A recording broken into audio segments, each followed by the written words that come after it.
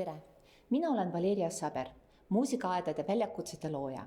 Ja mina olen Maarja Hallik ning me tutvustame teile täna muusikaaedade väljakutset. Millist väärtust loovad muusikaaiad? Me võime muusikaaedadega parandada linnaruumi või vaba aja veetmise kohti.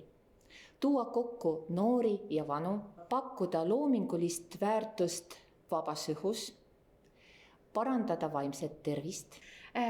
Noored saavad siin igat pidi toredalt kaasa lüüa, näiteks uurides muusikaajaloo ja muusikaristade kohta, disainides ise näiteks mõne muusikaaia või muusikapargi ja korraldada kampaania, et see reaalselt oma kogukonnas või koolis valmis ehitada.